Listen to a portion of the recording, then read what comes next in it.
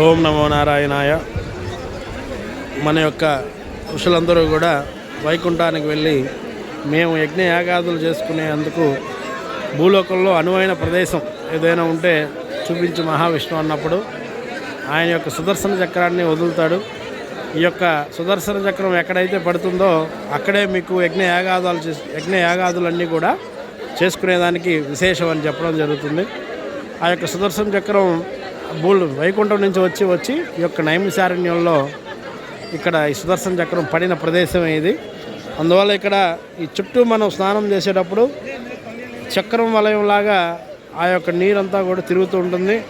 మనం తిరగాల్సిన అవసరం లేదు. ఈ యొక్క చక్ర తీర్థంలో మనం దిగితే ఆటోమేటిక్గా మనమే తిరుగుతూ ఉంటాం ఆ యొక్క నీళ్ళ ఫోర్స్కి. ఈ యొక్క చక్ర తీర్థం యొక్క ప్రత్యేకత ఇది. సాక్షాత్ స్వామివారి యొక్క సుదర్శన చక్రం పడిన ప్రదేశం కాబట్టి ఆ మహావిష్ణువు యొక్క సంపూర్ణ అనుగ్రహం మనకి ఉంటుంది. చక్ర తీర్థంలో మనం స్నానం ఆచరించినట్లయితే అందులో మాఘమాసం తర్వాత ఈ చక్రం పడిన తర్వాత ఈ మునులందరూ కూడా ఇక్కడ చూసి ఇదంతా కూడా అరణ్యముగా ఉంది, మేము ఏ విధంగా ఇక్కడ యజ్ఞ యాగాదులు చేసుకోగలుగుతామని మళ్ళీ బ్రహ్మ దగ్గరికి వెళ్తారు. బ్రహ్మ ఉండి ఆ యొక్క దర్భ ముక్క విసిరేస్తారు.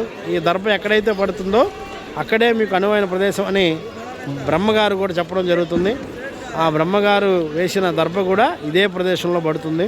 అందువల్ల మనకి అష్టాదశ పురాణాలు రాసింది కానీ మొట్టమొదటిగా సత్యనారాయణ స్వామి వ్రతకథ చెప్పింది కానీ ఈ యొక్క ప్రదేశంలో.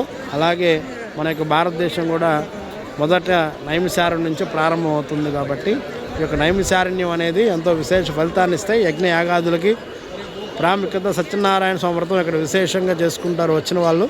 కాబట్టి కాశీకి వచ్చిన వాళ్ళు ఎవరైనా ఉంటే కాశీ నుంచి 400 కిలోమీటర్లు, లేదు అయోధ్య వరకు వచ్చిన వాళ్ళైనా కూడా అయోధ్య నుంచి 200 కిలోమీటర్లు వచ్చిన వాళ్ళు తప్పకుండా ఈ నైమిషారణ్యంకి వచ్చి చక్ర తీర్థంలో స్నానం ఆచరించి తర్వాత సత్యనారాయణ స్వామి వ్రతం చేసుకోండి.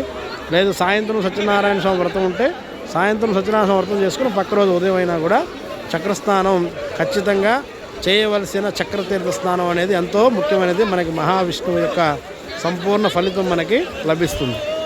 హర హర మహాదేవ శంభో శంకర. ఓం నమో నారాయణాయ.